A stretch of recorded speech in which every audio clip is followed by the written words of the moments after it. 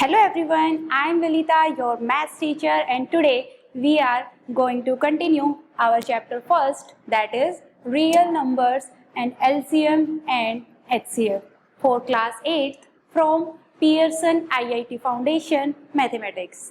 Before starting the new one, let me remind you what we have discussed in the previous video lecture. हमने पिछले video lecture में क्या discuss किया था? हमने डिस्कस किया था डिविजिबिलिटी रूल और हमने कुछ एग्जांपल्स सॉल्व किए थे. आज हम क्या करेंगे? आज हम उन्हीं के अंदर कुछ एडिशनल रिजल्ट्स पढ़ेंगे. तो हमारा आज का टॉपिक क्या है? Some additional results. मींस उसी में हम क्या करेंगे? कुछ और रिजल्ट डिस्कस करेंगे. पहला रिजल्ट क्या कहता है? If a natural number n is divisible bye a and b. Means अगर कोई भी नेचुरल नंबर किन्हीं भी दो नंबर से डिवाइड होता है. डिविजिबल का मीन्स अब आपको क्लियर है कि रिमाइंडर कितना आएगा? 0. Then n is divisible by the product of a and b. तो जो n है मीन्स जो ये वाला नंबर है वो आपके पास इन दोनों की प्रोडक्ट से भी डिवाइड होगा. वेयर कंडीशन क्या है कि a और b को क्या होना पड़ेगा? कोप्राइम. अब कोप्राइम का मतलब मैंने आपको बताया हुआ है. कोप्राइम का मतलब क्या होता है आपके पास कि ऐसे दो नंबर को आप कोप्राइम कहते हो जिनका कॉमन फैक्टर आपके पास कितना होता है? 1. मीन्स अब इसका मतलब क्या है? जैसे मान लो मैं कोई भी नंबर लेती हूँ. लेट मैंने ले लिया 10. 10 को मैंने एक नंबर किससे डिवाइड करना है? 2 से. और दूसरा नंबर मैंने क्या ले लिया? 5. मीन्स यहाँ पे a की वैल्यू 2 है, b की वैल्यू 5 है और n मैंने कितना लिया है? 10. तो जब मैं 10 को डिवाइड करूँगी पहले किससे? 2 से, तब भी मेरे पास वो कम्प्लीटली डिवाइड होगा. मीन्स रिमाइंडर मेरे पास कितना आएगा? 0. जब मैं इसको 5 से डिवाइड करूँगी तब भी ये कम्प्लीटली डिवाइड होगा, तब भी रिमाइंडर कितना आएगा? 0. तो ये रिजल्ट क्या कहता है कि अगर मैं इन दोनों का प्रोडक्ट कर दूँ, प्रोडक्ट मीन्स 2 × 5 कितना हो गया? 10. तो जो नंबर आएगा वो नंबर भी इसको कम्प्लीटली डिवाइड करेगा. आप क्लियरली देख सकते हैं कि 10 को क्या कर देगा? Completely divide. मीन्स रिमाइंडर आपके पास क्या आएगा? 0. So now we will discuss the next definition. What is? If b divides a leaving a 0 remainder. Means अगर मैं a को किससे डिवाइड करती हूँ? b से. Then b is called a factor of a. तो हम क्या कहेंगे कि b हमारे पास क्या है? a का फैक्टर. और a is called the multiple of b. a को हम क्या कहेंगे? b का मल्टीपल. कैसे? मान लीजिए मैं एग्जांपल लेती हूँ 6. ठीक है, एक नंबर मैंने 6 लिया. मैं 6 को किससे डिवाइड करती हूँ? मान लो मैंने 6 को डिवाइड किया 2 से. जब मैं डिवाइड करूँगी 6 डिवाइड बाय 2, 2 3 जा 6, रिमाइंडर कितना आ गया? 0. तो मैं 6 को कैसे एक्सप्रेस कर सकती हूँ?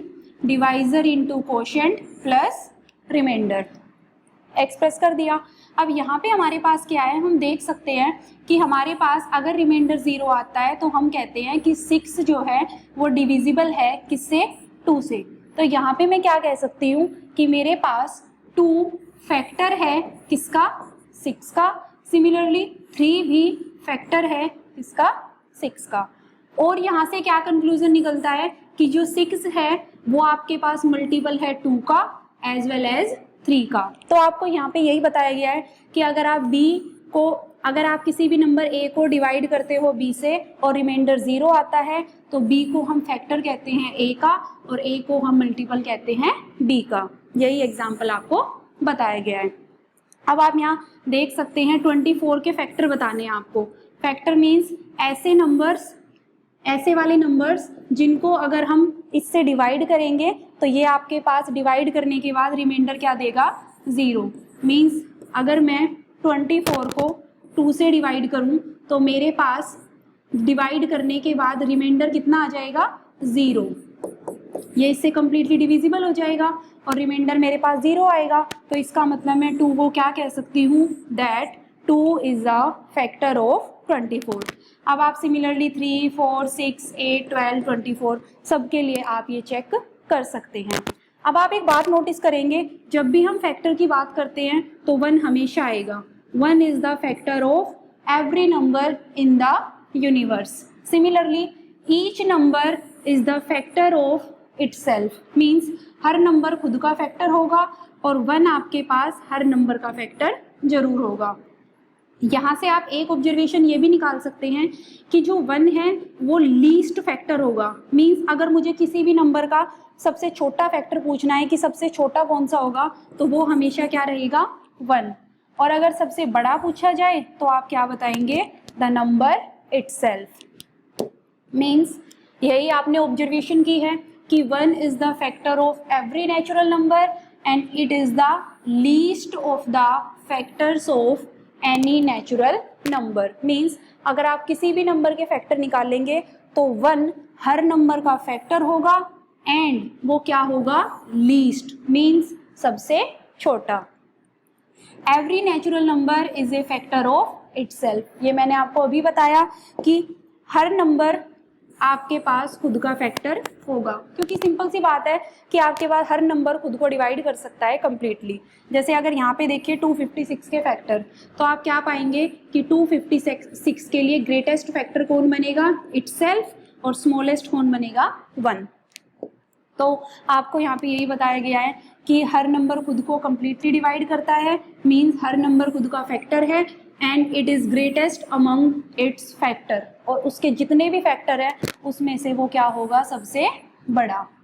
Now next we are going to discuss is some additional result. Means अब हम एक और रिजल्ट डिस्कस करेंगे। क्या कहता है ये, यूनिक प्राइम फैक्टराइजेशन थ्योरम। ये आप अपनी नेक्स्ट क्लास 10th में भी पढ़ेंगे, 9th एंड 10th में दोनों में पढ़ेंगे। क्या कहती है unique prime factorization theorem, this is very important. Every natural number greater than 1, means 1 से बड़े जितने भी नेचुरल नंबर हैं can be expressed as product of prime. जितने भी 1 से बड़े नेचुरल नंबर है कोई भी, उनको हम कैसे एक्सप्रेस कर सकते हैं, product of prime. Product means multiply और प्राइम मीन्स प्राइम नंबर। अब आपको पता है कि प्राइम नंबर क्या होते हैं, ऐसे नंबर जिनके फैक्टर सिर्फ क्या होंगे, 2, और वो 2 कौन कौन से होंगे, एक तो 1, एक द नंबर इटसेल्फ। तो दुनिया में जो भी नंबर 1 से बड़ा होगा, कोई भी नेचुरल नंबर, उसको हम एक्सप्रेस कर सकते हैं प्रोडक्ट ऑफ प्राइम्स की फॉर्म में। जैसे कि मैं एक नंबर लेती हूँ 12 को मैं कैसे एक्सप्रेस कर सकती हूँ, 2 × 3। आप करके देख सकते हैं, ये मल्टीप्लाई करने के बाद आपके पास कितना आएगा, 12। तो वो यही कह रहा है, और आप नोटिस करेंगे कि ये आपके पास कैसे नंबर है, prime number. 2 is a prime number, 3 is also a prime number in a unique way. Unique का मतलब आपके पास इकलौता, मीन्स यही तरीका है एक्सप्रेस करने का और कोई तरीका नहीं है। Except for the order in which the factors appear. Means वो क्या कह रहा है, वो ये कह रहा है कि दुनिया का कोई भी नेचुरल नंबर जो 1 से बड़ा होगा, आप उसे कैसे एक्सप्रेस कर सकते हैं, प्रोडक्ट ऑफ प्राइम नंबर्स। और आपके पास जो ये प्रोडक्ट होगा, जो आप दिखाएंगे, ये जो रिप्रेजेंटेशन होगी 2 × 3, ये क्या होगी, यूनिक। मीन्स आप सिर्फ यही लिख सकते हैं। अब आप 12 को और किसी भी प्राइम नंबर की प्रोडक्ट की फॉर्म में नहीं लिख सकते। Except for the order, except for the order का क्या मतलब है, ऑर्डर मैटर नहीं करता। मीन्स ऐसा नहीं है कि आप ये कह दोगे कि ये दूसरा बन गया, ये दूसरा नहीं है, ये और ये सेम बात है, क्योंकि हमें पता है कि प्रोडक्ट जो मल्टीप्लिकेशन है वो कॉम्यूटेटिव होती है। तो आप 2 × 3 लिखें या 3 × 2 लिखें, कोई भी फर्क नहीं पड़ता। दैट्स वाई जो आपके पास ये रिप्रेजेंटेशन है, ये आपके पास क्या है, unique. Now number of factors of A given number.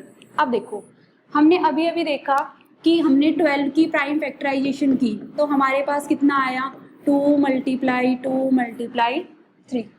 अब यहाँ से मुझे एक बात दिखाई दे रही है कि आपके पास 2 × 2 को मैं क्या लिख सकती हूँ, 2 स्क्वायर, क्योंकि अगर बेस सेम है तो पावर क्या हो जाती है, ऐड, और यहाँ पे 3 कितने टाइम्स है? 1 टाइम्स। 2 टाइम्स है और 3 1 टाइम्स। अब देखो आपको क्या करना है, अब ये 12 है, आपको बताना है कि किसी नंबर के फैक्टर कितने हो सकते हैं। कैसे बताएंगे? अगर मैं 12 के फैक्टर्स की बात करूं, फैक्टर्स ऑफ 12, तो वो आपके पास क्या क्या होंगे? 1 2 3 4 6 12। हमें पहले से पता है कि 12 के फैक्टर क्या होंगे? 1 2 3 4 6 12, क्योंकि फैक्टर का मतलब यही तो है, ऐसे नंबर जो गिवन नंबर को कंप्लीटली डिवाइड कर दें, वो नंबर क्या होते हैं? उसके फैक्टर। अब वो कह रहा है कि हम कैसे बता सकते हैं किसी भी गिवन नंबर के factor. So if a is a composite number, means अगर आप कोई भी कंपोजिट नंबर लेते हैं, वो किस फॉर्म का है? a is equal to b raise to the power p multiply c raise to the power q और d raise to the power r, where b c d are distinct prime factors. Means जो ये b है और c है और d है, ये आपके पास क्या है? डिस्टिंक्ट, मतलब अलग अलग prime factors then the number of factors of a। तो जो आपने नंबर लिया था उसके फैक्टर कितने बनेंगे, ये आप कैसे बताएंगे? जो फर्स्ट वाले फैक्टर की पावर है p प्लस में क्या करेंगे? 1 मल्टीप्लाई सेकेंड वाले फैक्टर की पावर q प्लस 1 और नेक्स्ट की क्या है? r plus 1 and up to so on. Means अगर यहाँ पे और भी होता, लाइक e की पावर n कुछ भी होता, तो हम उसको भी पावर को यहाँ पे ऐड करके दिखा देते। मीन्स अगर यहाँ पे कुछ और भी होता तो हम यहाँ पे और भी कर देते। तो ये एक फॉर्मूला है एक तरीके से ये बताने का कि नंबर ऑफ फैक्टर्स कितने बनेंगे। अब इसको प्रैक्टिकली करके देखते हैं। जैसे मान लीजिए मैंने नंबर क्या ले लिया? 12। इसकी जो प्राइम फैक्टराइजेशन है वो इस टाइप से है। अब अगर मैं यहाँ से कंपेयर करूँ तो वहाँ से p की वैल्यू आपके पास कितनी आ रही है? 2 और q की वैल्यू आपके पास कितनी है? 1। तो अगर इसी फॉर्मूले को अप्लाई करें तो आपके पास क्या बनेगा? अगर मुझे पता करनी है कि नंबर ऑफ फैक्टर्स ऑफ 12 क्या बनेंगे? p प्लस 1, p की वैल्यू कितनी है? 2 plus 1 multiply q plus 1, q की वैल्यू आपके पास क्या है? 1 और प्लस 1, 2 प्लस 1 3 मल्टीप्लाई 1 प्लस 1 2, 3 2 जा 6। मीन्स 12 के जो नंबर ऑफ फैक्टर है वो आपके पास क्या बनेंगे? 6। आप चेक भी कर सकते हैं, काउंट करो इन्हें, 1 2 3 4 5 6। हमारी ऑब्जर्वेशन के हिसाब से ये 6 थे और फॉर्मूले के अकॉर्डिंग में कितने आए हैं? 6। आप कोई भी कंपोजिट नंबर लेके ये आराम से चेक कर सकते हो। नाउ अब if a is a composite number of the form a is equal to b raise to the power p c raise to the power q d raise to the power r, where b c d are distinct prime factor. Same condition है, फिर से b c d को क्या होना पड़ेगा? अलग अलग prime factor. ऐसा क्यों कहा जा रहा है? क्योंकि अगर आप ध्यान से देखो तो 12 की प्राइम फैक्टराइजेशन 2 मल्टीप्लाई 3 है।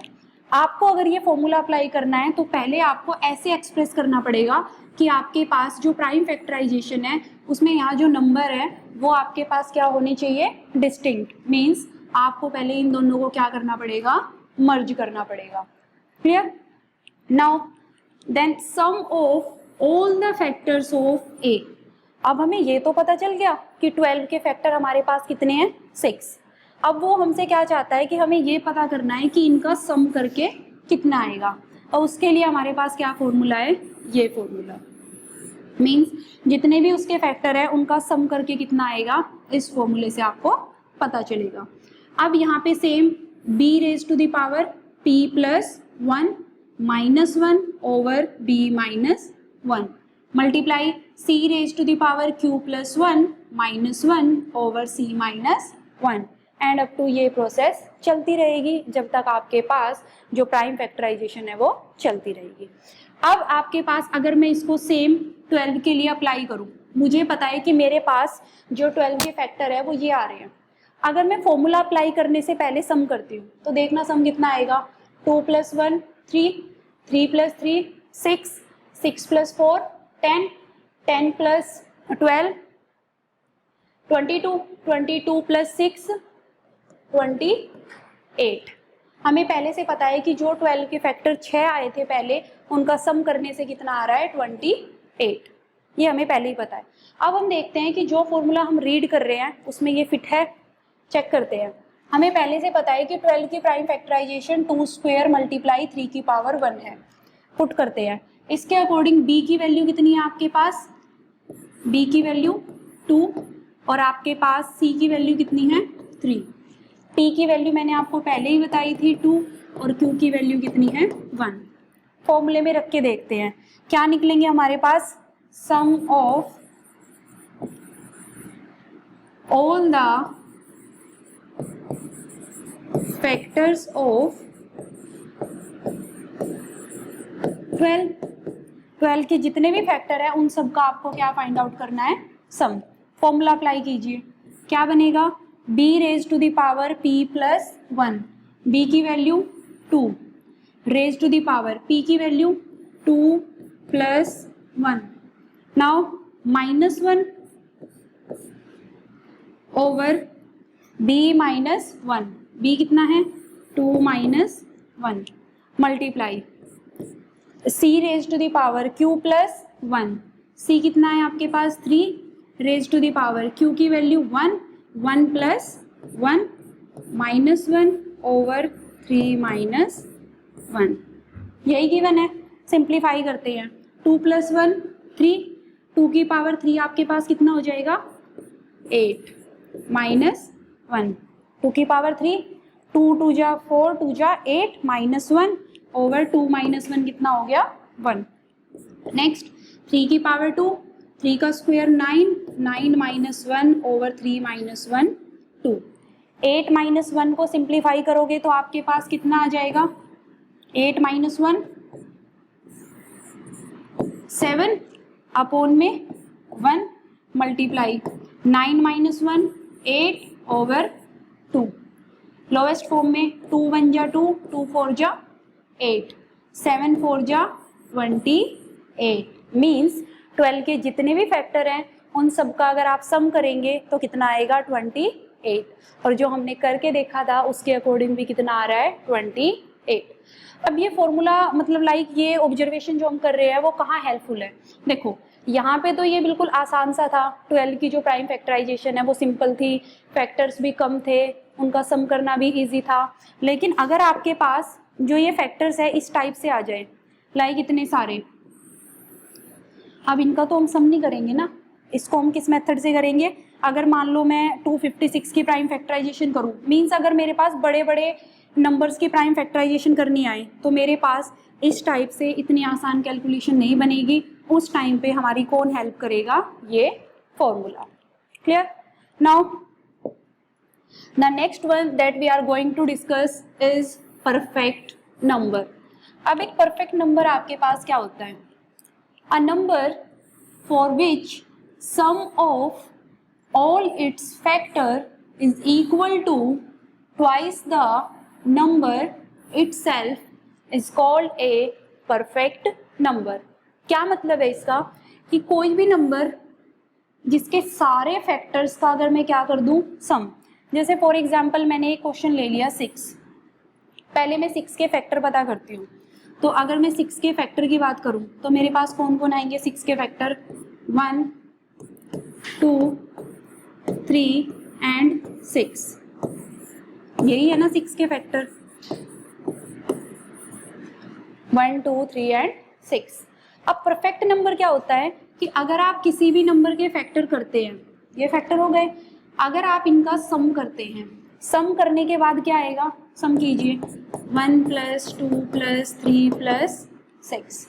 सम करने के बाद आपके पास क्या आ गया, 6 + 3 9, 9 + 2 11, 11 + 1 12। अगर आप किसी भी नंबर के फैक्टर करने के बाद उनका सम करते हैं तो जो सम आया है अगर वो इस नंबर का ट्वाइस मीन्स दुगना आ जाए, इस नंबर का दुगना आ जाए, तो आप क्या कहेंगे कि जो ये नंबर है ये कैसा नंबर है, परफेक्ट नंबर।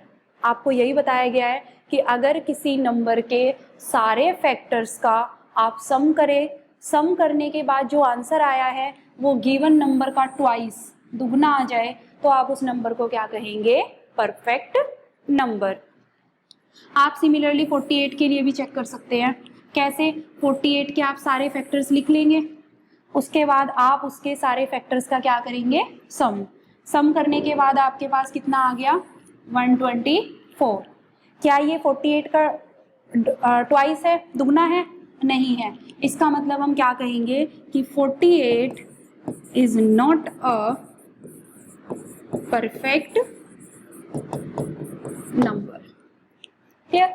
नाउ ऑब्जर्वेशन, हमने क्या ऑब्जर्व किया, आइलर प्रूव्ड, आइलर क्या है, आइलर एक मैथमेटिशियन है, उसने क्या प्रूव किया था, that if 2 raise to the power k -1, ये आपके पास इंपॉर्टेंट है कि अगर 2 raise to the power k -1 एक प्राइम नंबर है, ऐसा करने के बाद अगर प्राइम नंबर आता है तो 2 raise to the power k -1 bracket 2 raise to the power k -1 is a perfect number.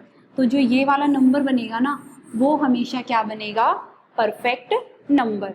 कैसे, चेक करते हैं। यहाँ पे k की वैल्यू मान लीजिए आपने पुट की 2, लेट आपने 2 पुट की, ठीक है। तो आप यहाँ पे सबसे पहले इसको करके देखते हैं,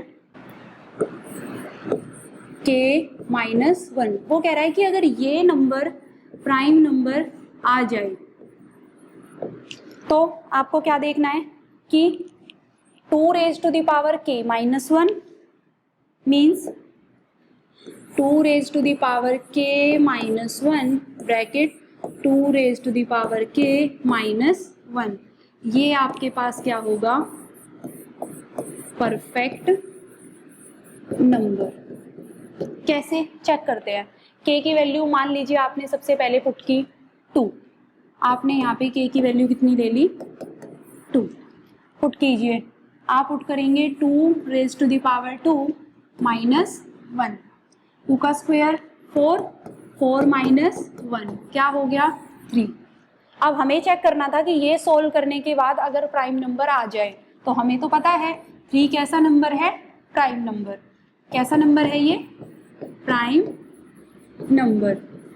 तो आइलर ने क्या कहा था कि अगर ये सोल्व करने के बाद प्राइम नंबर आ जाए तो आपके पास ये वाला जो नंबर बनेगा वो क्या बनेगा, परफेक्ट नंबर। कैसे, आपने k की वैल्यू कितनी पुट की है, 2 पुट कीजिए, 2 -1 bracket 2 raise to the power 2 -1, 2 -1 1, 2 raise to the power 1, 2 का स्क्वायर 4 -1, 2 इंटू 4 -1 3, कितना हो गया, 6। तो आपके पास जो 6 है वो श्योरली क्या है, परफेक्ट नंबर। मीन्स हमें यहाँ से क्या सीखने को मिला कि अगर ये वाली फॉर्म प्राइम नंबर बनी, k की किसी भी वैल्यू के लिए ये फॉर्म प्राइम नंबर बनती है, तो आपके पास फिर ये हमेशा क्या बनेगा, परफेक्ट नंबर। ये मैंने आपको अभी प्रूव करके दिखाया था कि 6 क्या है आपके पास, परफेक्ट नंबर, क्योंकि इसके जितने भी फैक्टर है अगर उनका सम करे तो वो कितना आता है, 12, which is twice the number, that's why the given number is a perfect number. Now we will discuss more about numbers in the next video lecture. Till then, keep practice with more and more examples. Thank you.